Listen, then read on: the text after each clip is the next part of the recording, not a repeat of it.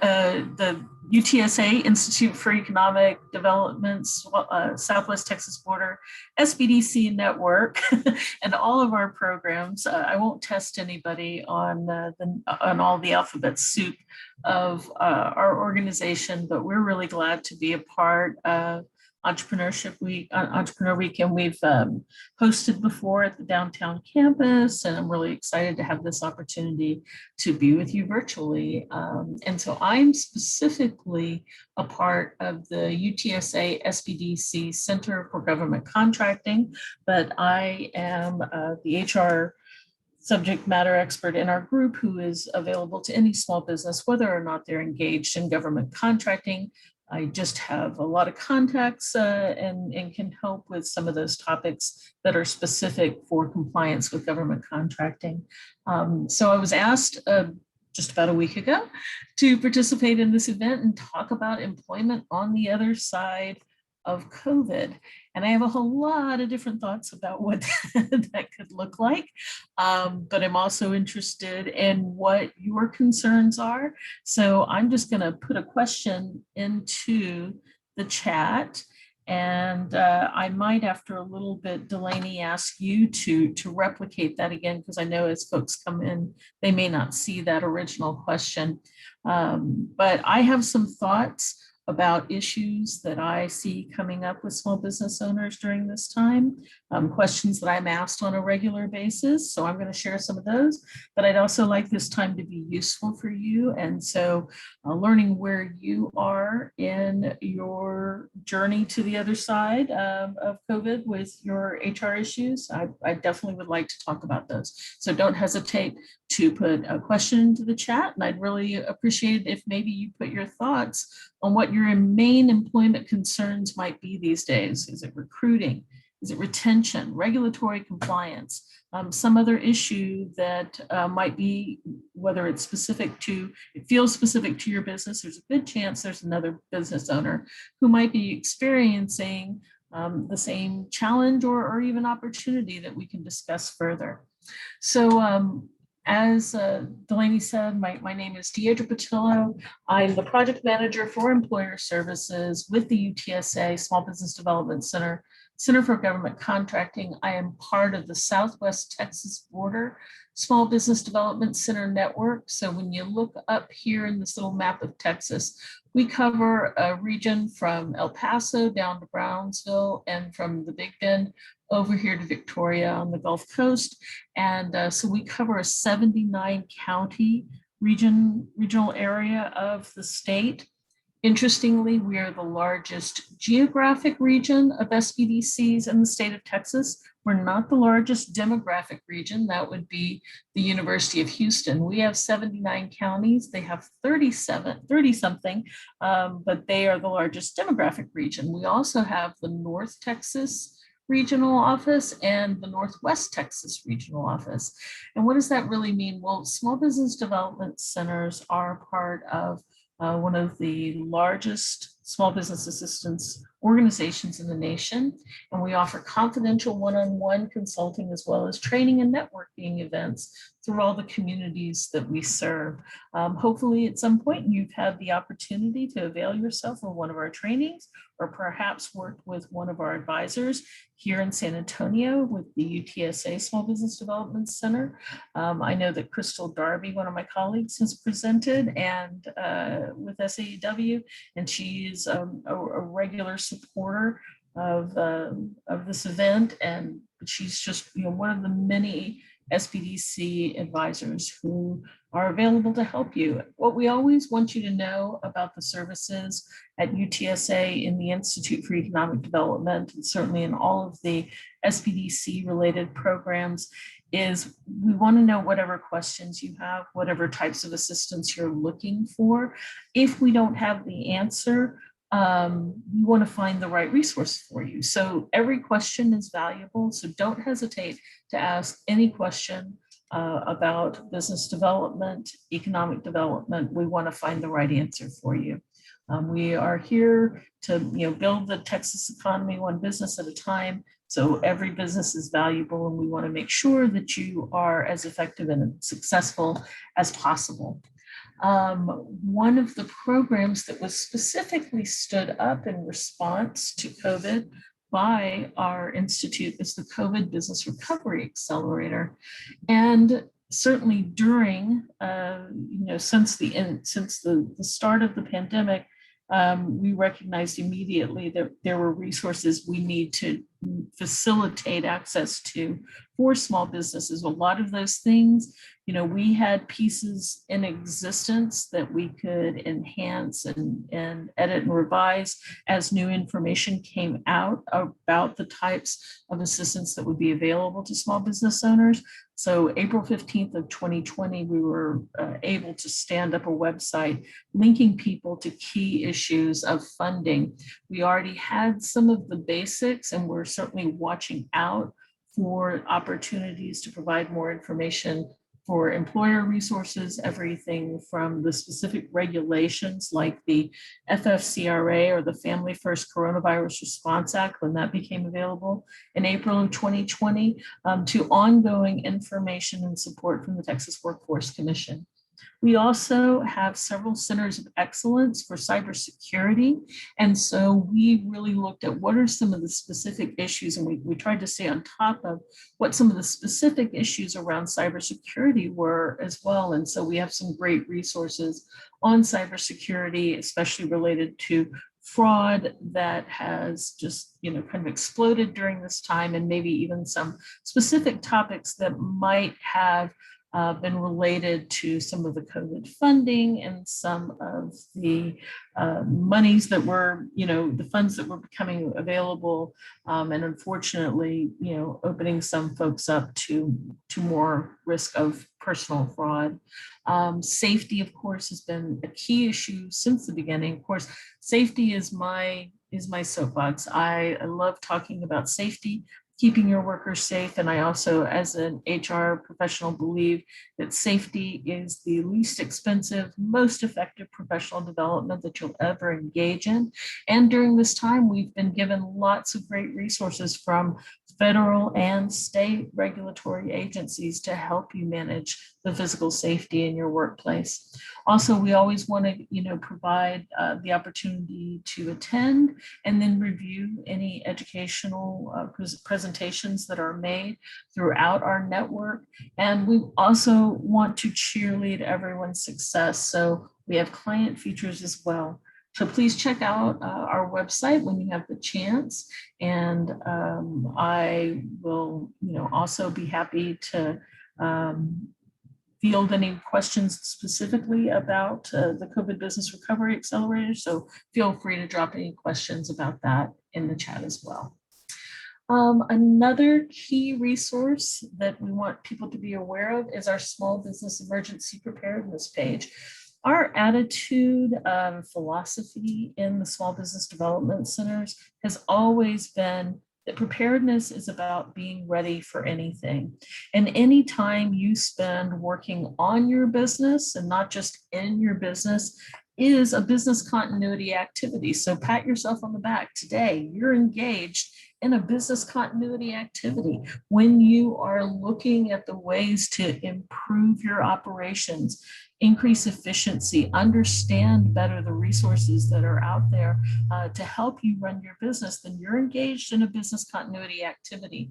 What are the other resources that can help you to enhance your overall preparedness and effectiveness? Well, there are some great federal and state resources that are available to engage your workforce, to train yourself and your workers on how to be able to respond, but also to plan and prepare for anything that could impact your business. And the ready for anything concept is what I encourage everyone to think about, because sometimes if we just focus on a type of disaster, we might miss an opportunity for increased effectiveness because we're maybe a little too focused on one possibility.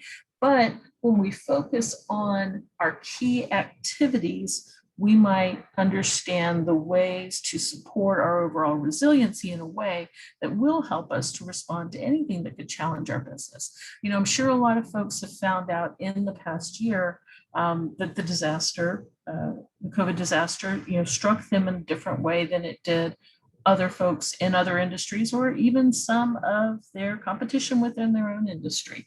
I think that when you have the attitude of being ready for anything, then you can be prepared to respond based on your specific business need, rather than potentially, missing out on an opportunity to really strengthen your own business. We don't want to go, chasing rabbits. We really want to make sure we're focused on what our business needs.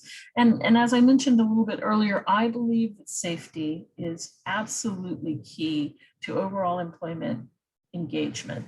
One of the key responsibilities that you have as an employer is to guard against known risk of injury or illness for your employees. The 29 CFR, the often called the OSHA, Code of Federal Regulations, does stipulate that all employers are responsible for the physical health and safety of their workers. Whether you have one worker or a thousand workers, you have a responsibility.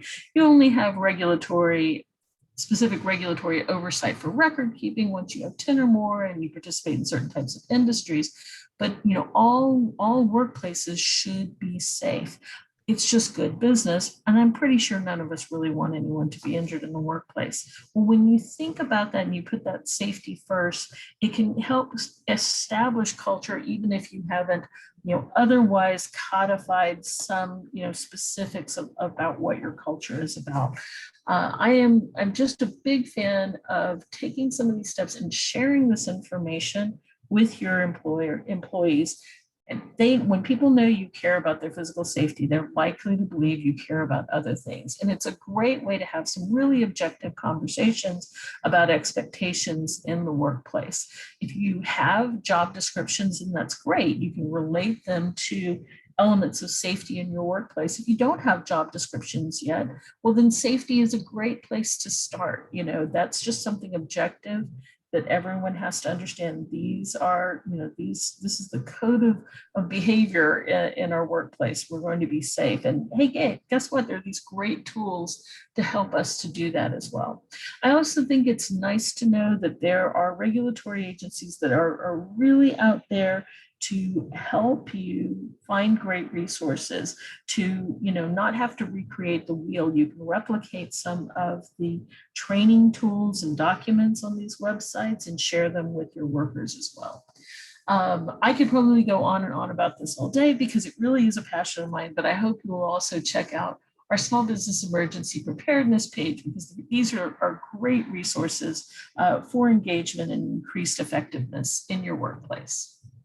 So before we dive into some things that are a little bit more specifically HR, I have to pay the bills, as we say. The disclaimer from the university is the Southwest Texas Border SBDC network prepared this information as a public service. It is not designed as a substitute for legal advice, nor is it a comprehensive statement of the law. I am not an attorney and I don't play one on television, but I always want to be here to help be a sounding board for the issues you're experiencing in your workplace. As I mentioned earlier, when you speak to a Small Business Development Center advisor, the conversations are confidential. We don't share that information. When you become a client of the Small Business Development Center, which is a no-cost opportunity, we have an intake form that serves as a confidentiality agreement. Your information that is provided to our funding agent, which is the U.S. Small Business Administration, is provided in aggregate. There's not a super secret file on you with the SBA about our conversations. It is just to let our funding agent know that we are serving small businesses. So I just want you to know, when you schedule an appointment and you visit with an SBDC advisor, we really are here to help you address the issues in your business. Now, will we tell you when we think you need some, more formal advice, whether it's, legal advice, or whether it may even be, with an accountant, absolutely. And you should never hesitate to seek legal advice if you are concerned about potential legal action in your workplace. But I'd certainly be happy to kind of walk through the information that might be available to help you spend that time wisely. And I would say this, even if any of my friends who are employment attorneys were here, it can be very expensive to receive an education from an attorney. So you want to be educated about the questions that you want to ask before you visit with an attorney. And I'm certainly happy to help you do that research and, and share with you what I know about your regulatory responsibilities as well as your potential legal liabilities before you, have to delve into that professional relationship and the expense that accompanies it. So now let's think. I really came up with two key areas that I am hearing from small business owners are their biggest concerns when thinking about, on being on employment on the other side of COVID. And I'm still really open. If you have any thoughts you'd like to put in the chat, feel free to answer that question. What is your main employment concern these days? Recruiting, retention, regulatory compliance, or other? I thought I'd go ahead and let us eat our vegetables before we go on to anything else, and let's talk about regulatory compliance. So what is the current state of COVID regulations that may still impact you as an employer? One, the paid sick leave requirements of the Family First Coronavirus Response Act that was enacted April 1st of 2020 expired December 31st of 2020. However, there was an extension of the opportunity for tax credits at the beginning of the year, and that extension has now been expanded to include paid sick leave that can cover your employees when they are getting vaccinated, or perhaps, if they have any need for some recovery, after vaccination, testing, or illness, you actually may be able to pursue a tax credit through the end of September of 2021. So there are some opportunities still to take advantage of funding that will support you providing a benefit to your employees. Your obligation to provide that benefit, as I said, expired December 31st, but there's some things I still want you to think about. If you had a worker who took leave who was absent from April 1st of 2020 through December 31st of 2020, you continue to need to retain the FFCRA, or the Family First Coronavirus Response Act, notification from the Department of Labor, and you still need to respond to any requests of coverage. You need to document the way that you respond, and the record keeping requirement for activity related to that act is 4 years, which is a little different. It's interesting. There are some other Department of Labor regulations that have a 3-year record keeping requirement, but the FFCRA does have a 4-year record keeping requirement. So if you did take advantage of that tax credit, as a matter of, whether you took it as a credit or you immediately received that actual tax rebate when you filed for absence coverage for those employees, if they were taking off for their own leave related to COVID or for some caregiving leave, you may need to make sure you're maintaining those records accurately. If you continue, if in the new year you have someone who is taking covered leave and you'd like to take advantage of that tax credit, you can still do that. Most employers that I have talked to have been managing it through payroll software or services. If there is any question in the way that you're managing your payroll and tracking that, the IRS has continued to provide FAQs on how to do that. But I would strongly encourage you to contact your tax preparation professional to make sure that your record keeping has been accurate and adequate for that process. But I also would just like to plant that flag and remind you that you do need to keep those records for at least 4 years. There's lots of different, there's over 100 FAQs on the FFCRA.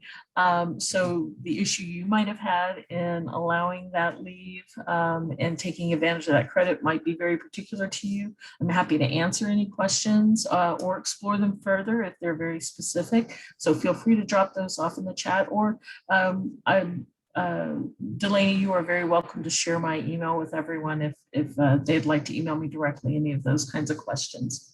So I won't be paid sick leave up anymore if there aren't any other questions, and I'm going to go ahead and move on to the resource that can help you address your plans for COVID screening or vaccines or other safety issues as well. And the EEOC is really just using settled non-discrimination law in terms of COVID screening and vaccines and overall workplace safety.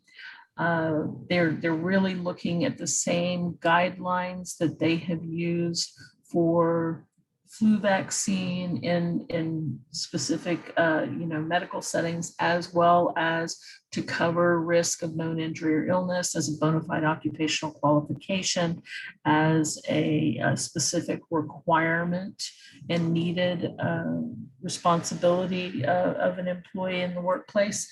I think the most important thing to consider is that with both paid sick leave and with the screening and vaccine safety guidelines, is if you have never before, because especially for very small, businesses, if you have fewer than, 15 employees, you may not have had to think in great depth about the EEO and its impact on your business, even though individuals have always had the opportunity to, pursue a legal claim for discrimination or harassment under any of the protections of the EEO. They may not have been able to pursue them through the agency.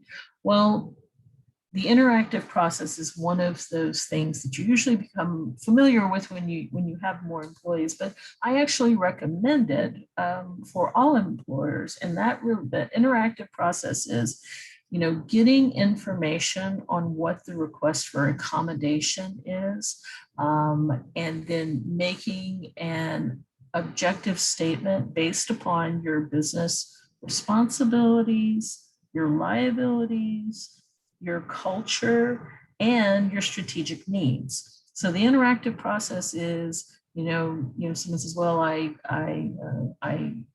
can't get the vaccine.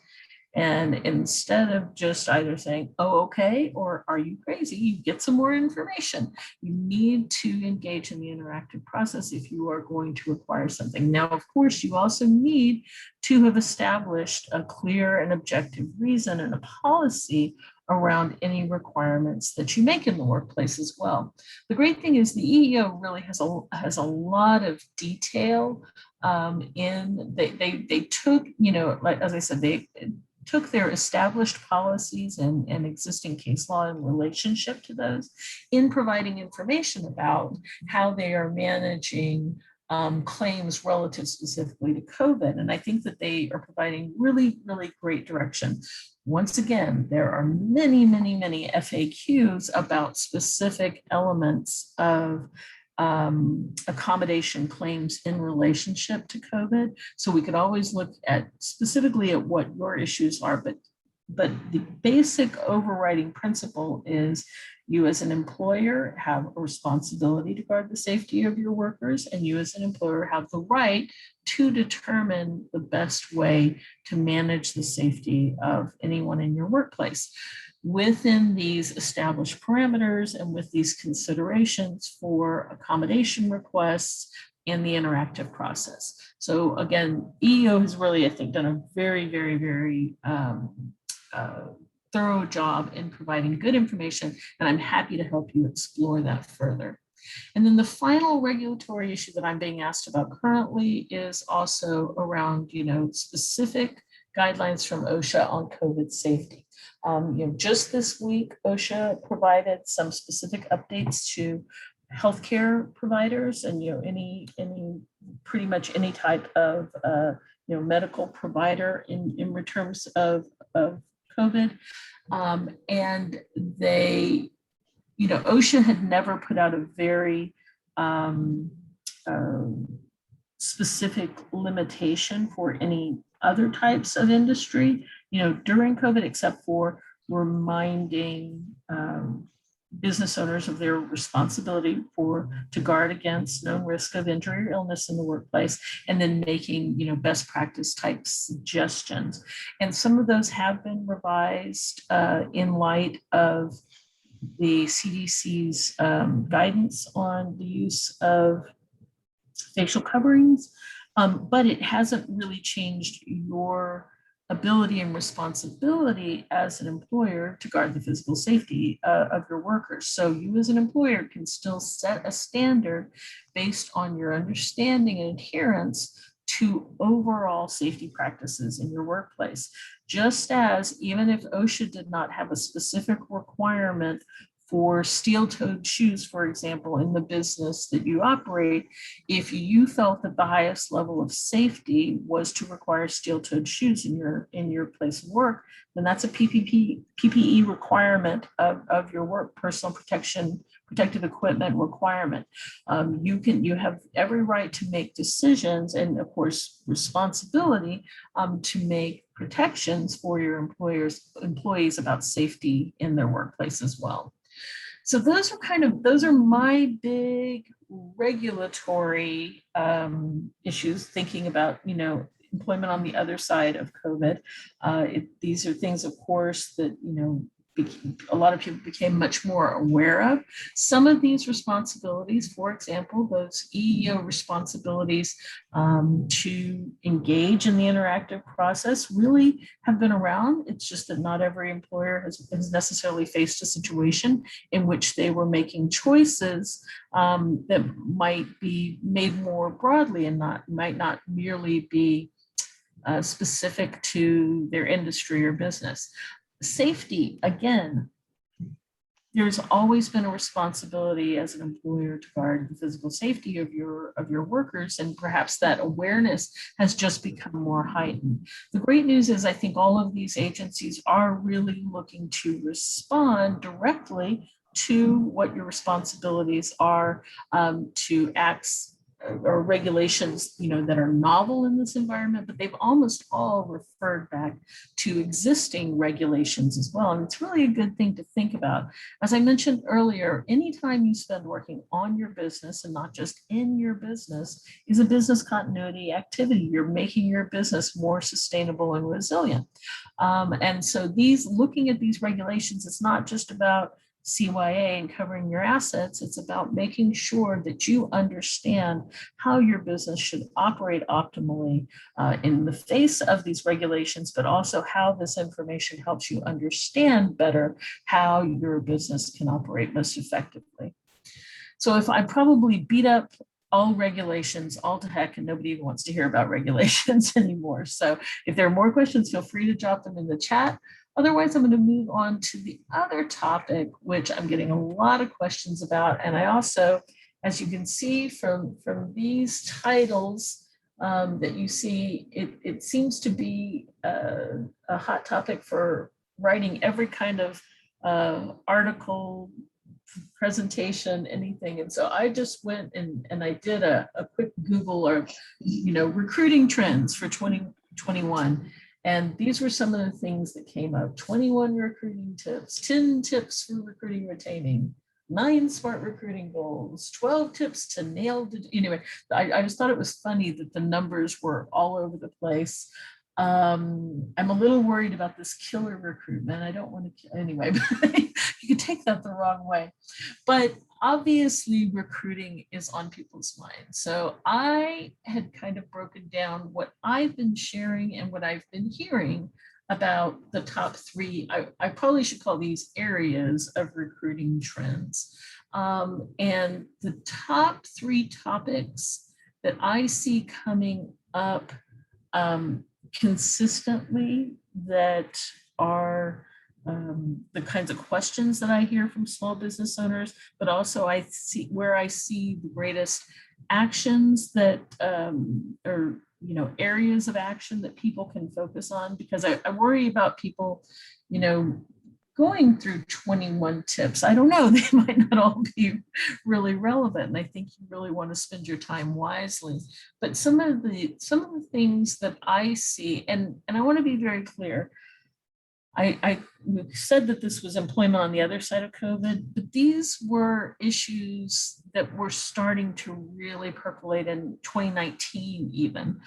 Recruiting was a very hot topic. I went back through my client notes in 2019 and up through February of 2020, and recruiting was one of the biggest concerns of most of my clients. Those starting out businesses and those who are already in business.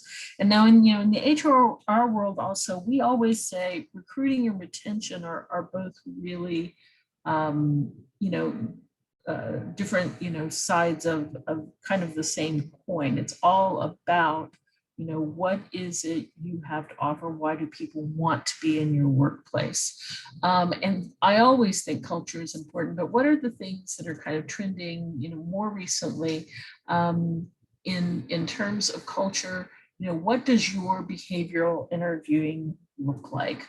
What does this mean, in your workplace? And how do you, get beyond the kind of more stagnant types of recruiting, interviewing, and maybe even application process to really be able to display your culture in your recruiting process. Another big factor in establishing strong culture is using style and strength assessments.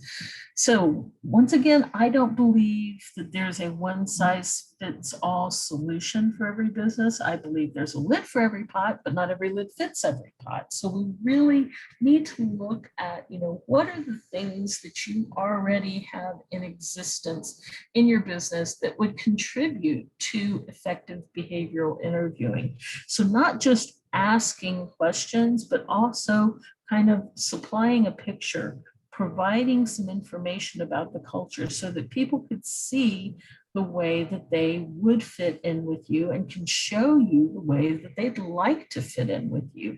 Wouldn't you like people to sell themselves to you, especially right now when we have, a very interesting situation. Our unemployment numbers are not necessarily reflective of our, actual available workforce. We were in February of 2020, San Antonio had roughly like a 3.1% unemployment rate. We typically say full employment is when unemployment is at 5%. Well, and there's always been arguments on whether or not that's really an accurate reflection of available workforce. Once you, the general, accepted principle is that once you get 5% unemployment, you're competing for already employed individuals or individuals who may not have entered the workforce, and you're needing to develop them more. We're at 6.something% unemployment interest, and we're still unemployment rate. I'm sorry, and we're still roughly the same place we were in February of 2020. In that, just because those numbers exist doesn't necessarily mean those individuals are available to us in the workforce. Folks may not be available because of their own illness or the illness of those in their household, their own vulnerability, the vulnerability of those in their household, or childcare issues. So we really still have to be actively recruiting, but we want to actively recruit for people who want to be a part of our organization, and we want to be effective and understand how we express our culture through our recruiting process, so it also becomes a retention tool. As I said, I don't think there's one magic wand that helps you to do this, but I think that there are tools in your interview process that follow on to your onboarding process in using something like style and strength assessments. Sometimes when people hear the name of any kind of a psychometric assessment, whether it's Myers-Briggs or Strengths Finders or DISC or something, they immediately just think, personality assessment. And of course, all of those may have a role in that, type of activity. But for your own workplace, what my recommendation is thinking about the types of assessment that would provide information that would help create a dialogue instead of merely a label. In the Institute for Economic Development, we use the DISC assessment.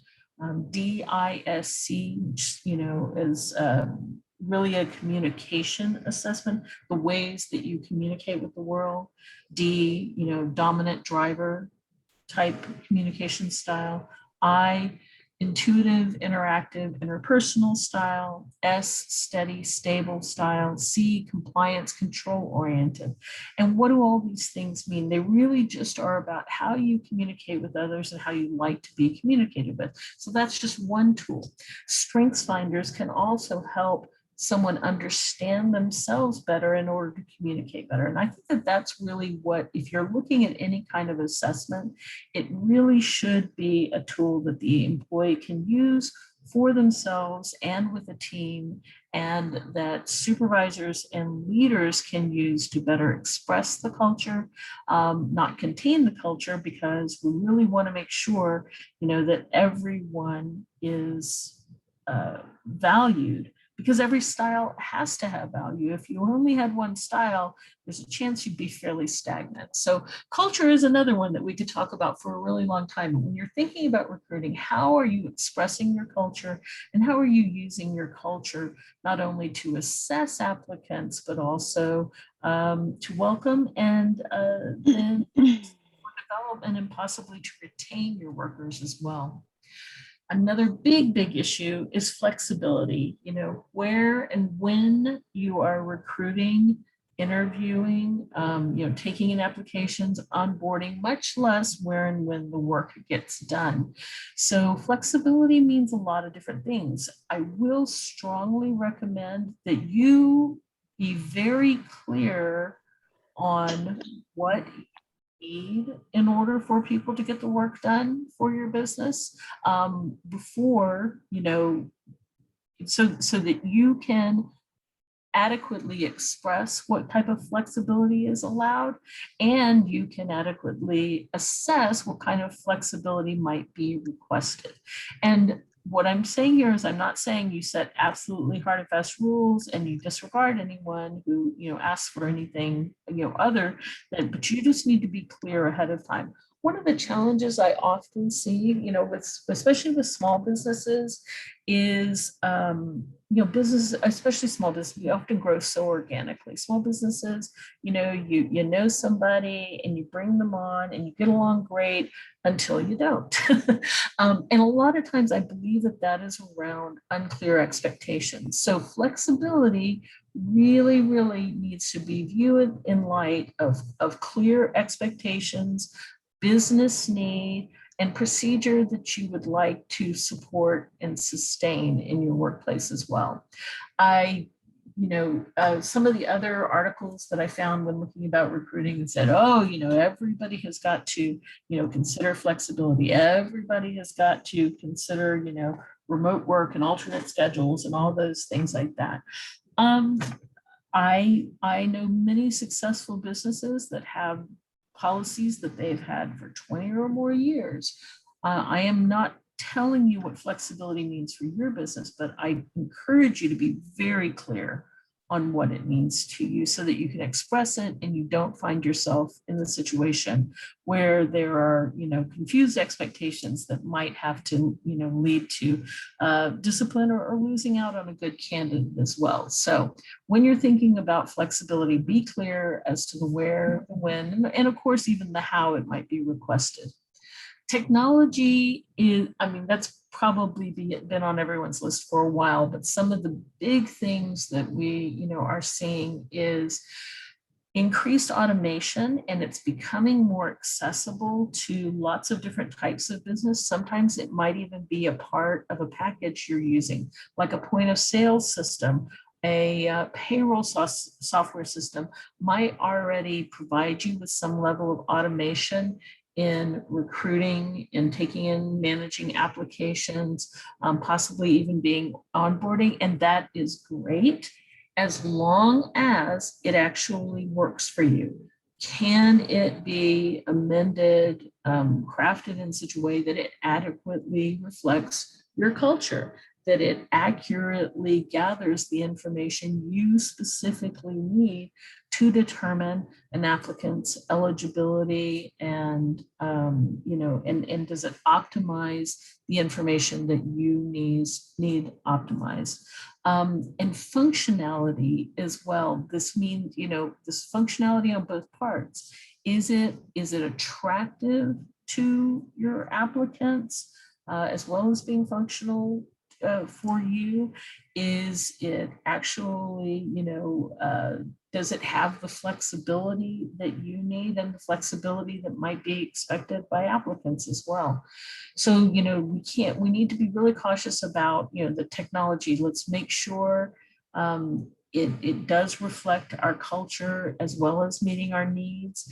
Like I said, there's a lid for every pot, but not every lid fits every pot. So we don't necessarily all need exactly the same type of software, and just because it is available to you, maybe through one of those other value add type things, point of sale systems, et cetera, it doesn't necessarily mean that that's the best one for you to use. So we can certainly explore that. Do you already have a website, and would it be best for you to be able to just take in, and even if it's not as automated, is that reflective of your culture? If you don't have a highly automated business activity, then a highly automated application process might not make a lot of sense, especially if you are looking to engage maybe individuals who might not be as technologically advanced. On the other hand, if technology is a key factor in your business activities, oh, please, please, please make sure it's reflected in your recruiting activities as well. These are some of the issues that I see with small business owners. I've actually, had the situation where, someone said that they had a position opened, and they're telling me about the position, and we're going through a job description and looking at the high level of technical skill that's expected. And then I find out that, they have an application that's a PDF download, not even a fillable one from their website. And that's probably not going to attract the top talent that they're looking for. So really have to think of these things in light of, your own activities and your own needs. And again, whenever you're examining these elements, you're breaking them down. You are engaged in a business continuity activity, and you are going to come out better on the other side. I was thinking about, this concept of being on the other side. And one of the things that, we learned early on in COVID is that some of our clients who had already been through, trial by fire, as it were, with Hurricane Harvey, were able to apply a lot of the previous lessons that they had learned in a disaster. And yet almost every one of them still found some other, gap they needed to address. Now, I say this not to be Chicken Little, but just to be aware that, has to be an ongoing virtuous process, virtuous cycle. This is an ongoing process. These will not be one and done things.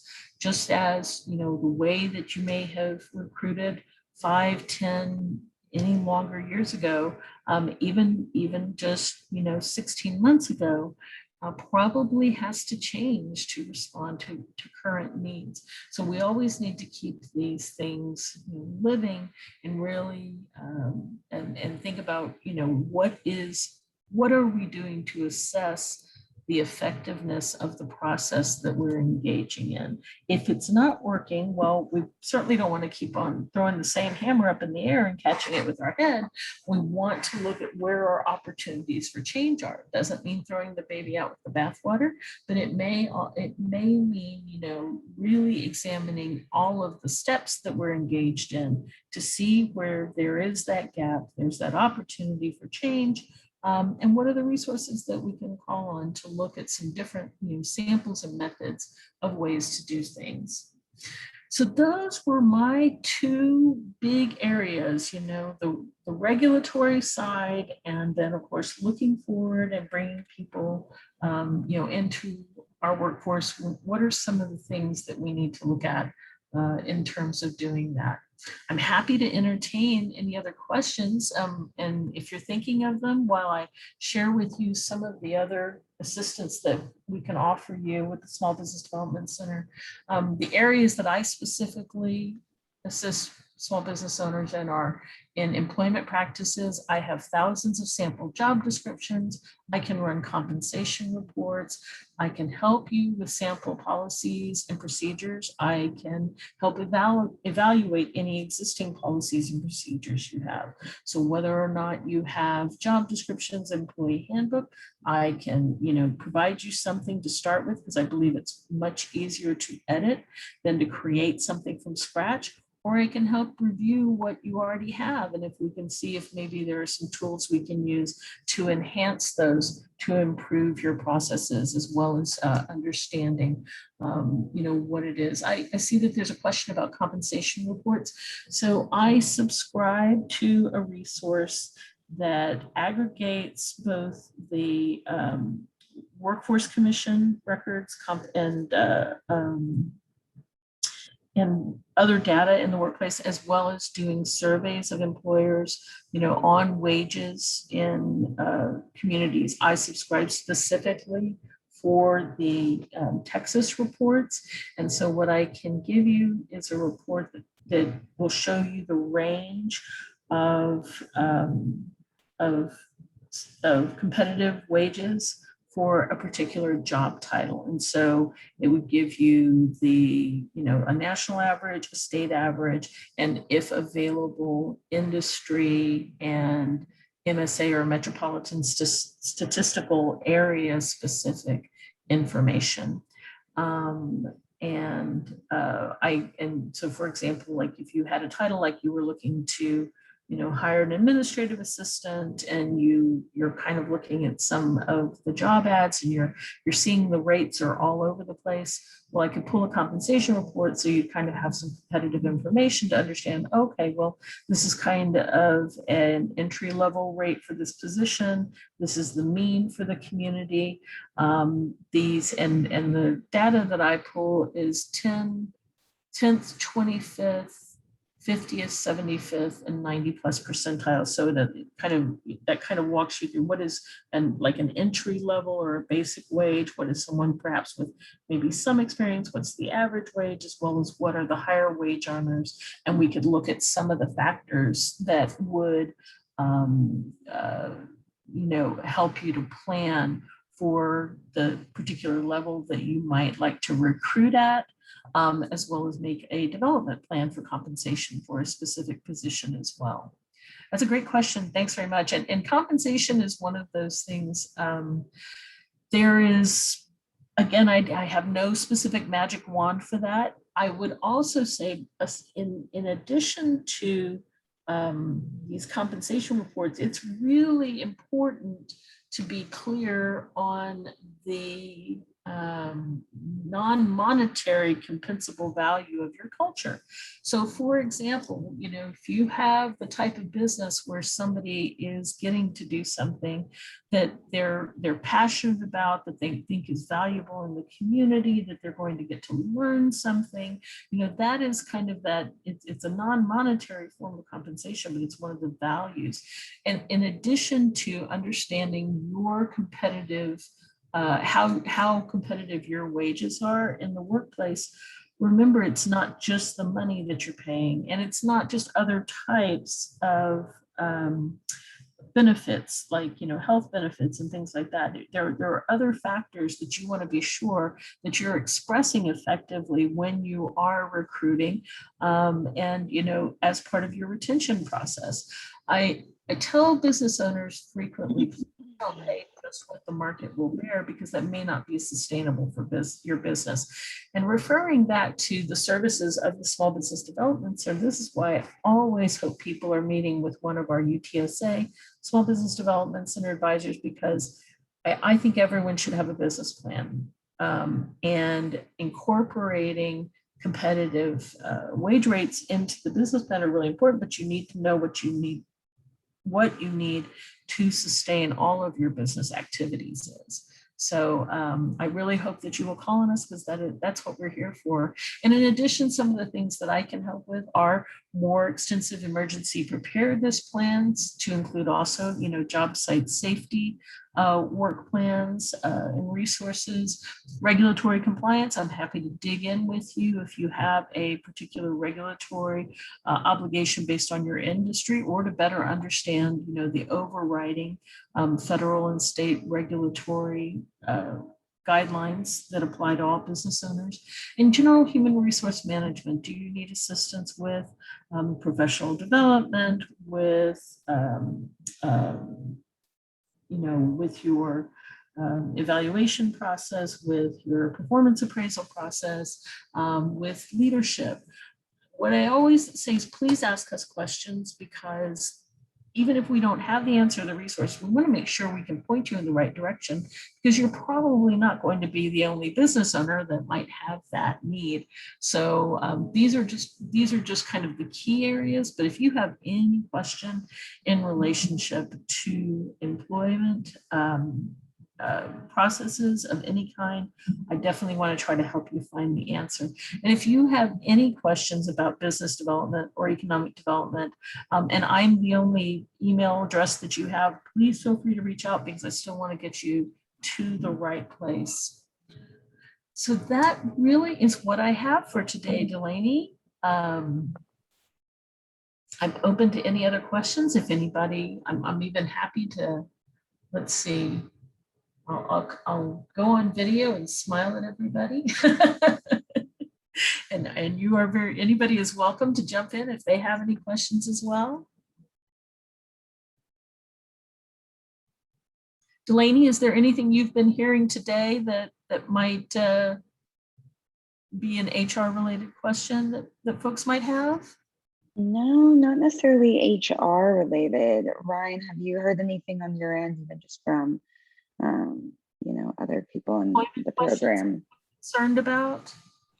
Not whole. I mean, the biggest thing that everybody keeps bringing up is just how hard it is to recruit people, and so you've mentioned a couple different things, but I'm curious if you have any perhaps strategies towards what does a good compensation package look like these days? Well, I will say, and it's the same thing I've always said, which number one, you have to start with what is sustainable for your business. So start there, because what I'm very concerned sometimes is people start, chasing the fanciest packages, and they're not necessarily sustainable for their business. So if you start with your business plan and you understand what you can pay, what is it you can do, and what will that allow you to do to sustain and grow your business, and to also at the same time then be aware, okay, what else am I going to need to grow? Because just because I can do this now, I may not be able to continue to do this. So having a really clear picture on what it takes to sustain your business, that's the number one. I think that's the number one factor for a strong compensation package, because the sustainability of a business, it's great to get hired, but if the business closes, in the next year, that may not feel, or even sooner sometimes, that's not necessarily going to be attractive to folks. If they don't feel that a business is sustainable, that may not be attractive. And I encourage business owners to be clear with folks. Like if they're interviewing people, the response is, oh, well, so-and-so down the street is paying this much more. Being able to assure them, I don't know that business, I know this business, and I know that I can not only keep the doors open, but I can support you as you support this business in growth at this rate. This is what I can offer. And then talking also about the like I said, the non-monetary types of compensation, those non-tangible values of working for one business over another. And here I'm going to be I'll be very frank about myself. I have worked with UTSA since 1998, and I love it for a variety of reasons. I tell everybody I have the best job in the world. I get to meet people who are passionate about entrepreneurship, and yet I have the stability of working for the state. Now, it also means I don't necessarily make the monetary compensation that other folks in my field make. But that's been my choice. You know, I've had this opportunity, and actually, because I've made the choice I've made, my husband has been able to pursue his entrepreneurial goals by not having to worry about insurance. So sometimes it's really breaking things down. Okay, this is what we do have to offer. And then someone says, well, do you offer this? And you're like, okay, we don't offer that at this time. And I do think that that's really important to consider. Now, if there's something if you're never gonna buy people Ferraris, yeah, don't promise them Ferraris. But you know, things like, even if you don't offer a health insurance plan at this time, ask more questions. You know, this is kind of going back to the interactive process again, in the same way that if someone were to ask you for an accommodation, you don't just go, oh, no, we don't do that. You say, well, tell me more. What is it you're looking for? If you are at the point where you have a interested applicant, and you're now at the point of, you know, talking about the nuts and bolts of getting them to come work for you, and there's something as a barrier, you know, talk to them, what is it you're looking for? We don't offer this type of, you know, benefit at that time. What does that benefit mean, you know, for you overall? And really being clear again on what it is that you can sustain and offer. I think a lot of times people do make adjustments about what they are looking for in a position. I can tell you one of the things I was looking for when I came to work for the university is I really wanted stability. That was what was really, really important to me. Am I saying that the university is the only stable employer? Absolutely not. I had a client recently who had an applicant that wasn't exactly sure about them because unfortunately she had experienced a couple of layoffs in the past year. And my client was saying, how do I assure this applicant we're not going anywhere? And I said, well, say exactly that. How long have you been in business? What are your growth plans? You know, these are that kind of transparency. I am not telling you that you have to tell applicants absolutely everything, and certainly not those things that are your own company's, you know, secret sauce, but think about what you can be transparent about. I think that people want to be a part of organizations that they understand and that they feel value and respect them as well. I wish it were just a really simple, you know, ABC checklist, do these things and you're going to attract great applicants for the money you want to offer and they're going to stay.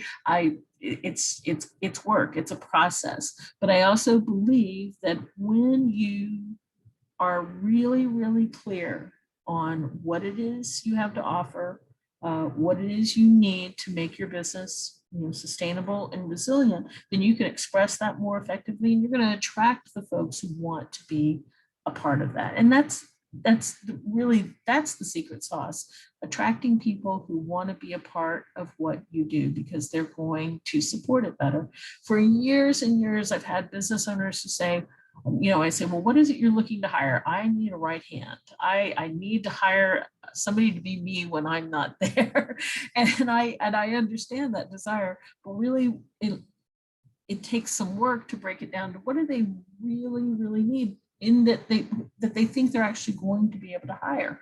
How do you express to somebody what your expectations are and then respond when what they are asking for to meet that expectation? I wish I had, like I said, Ryan, I really wish I had more of an ABC list, but does that kind of make sense? You know, it really is a process about understanding your business and then being able to express what you want to accomplish, what your mission, vision, and values are, what does your culture mean to you? And what will they mean being part of that culture? And those are the things that I think, really will help to, attract not just anyone who's breathing, but somebody who wants to be a part of your organization and that you want to have be a part of your organization as well. Yeah, no, that does help a lot. I appreciate it. Actually, kind of gets me to think about it in a different lens. So, I mean, hiring is, there's something that's kind of just a magic to it, but there are a lot of objective pieces that you can put together to try to get to the magic. I think about, I feel like in the Institute for Economic Development, I think we have some really good processes. Does it mean that sometimes people join us and they're like, oh, well, maybe this isn't quite what I want? Does it mean some people join us and we're like, oh, okay, I think maybe we should have told them some other things that we needed, but it's an opportunity and a process because we know the pieces that are really essential and important. And I think that, every business owner really can get there. I meet business owners who don't necessarily have a flowery mission. And that's the other thing. It doesn't have to be a flowery mission. I can't always exactly remember, the formal language of the university's mission and the institute's mission. But in general, I know what I show up every day to do is build the Texas economy one business at a time. And you could wake me up in the middle of the night and I would tell you that our values are integrity, excellence, service, and innovation, and that our vision is to be a leader in economic and business development in whatever communities we serve. Now, are there some fancy cards that say that a little bit more exactly? But I know that, and that's what I show up to do every day, and that's what I welcome people when they're interviewing with us. That's what I welcome them to be a part of. And almost every business that I meet with, even if they don't feel like they have that mission, vision, and values, if I look at their website, I look at their social media, I get a sense of it. And then sometimes we can sit down, or certainly with any of their business advisors at UTSA, SBDC, I know those folks are great at helping really synthesize what those mission, vision, and values are. And those are the things that should be reflected as your culture in your recruiting process. And I absolutely believe that they are key to retention as well. So I'm the cheerleader for culture. Have you got it? that I suppose that's really what I should. What's important to employment on the other side? Culture. Culture is it. It's really stellar. I love your energy and the way you talk about it. You definitely, I can feel the culture emanate from you. So awesome. Then my work is done. Thank you so much. But I really am, I'm happy to answer any other questions, but you have my email. And so anybody is very welcome to reach out to me. If there's something I can help you with, I'd be happy to do that. I am also always glad if you see a presentation on recruiting that you just love, please share it with me because folks are always looking for those kinds of things. And I am happy to, spread the good news. Awesome. Well, any other questions, folks? Going once, going twice. All right. Well, thank you so much, Deirdre. Really appreciate it. I can't say enough about how much I appreciate UTSA, the Small Business Development Center, you, and all of the folks that do such great work over there. So I appreciate y'all taking the time to spend with us today and as part of our Entrepreneurship Week. And I hope to see y'all at other events coming soon and hope to see people in person sooner than that as well. So on that other side. Yeah. Well, thank you so much for having me. Yeah, thank you.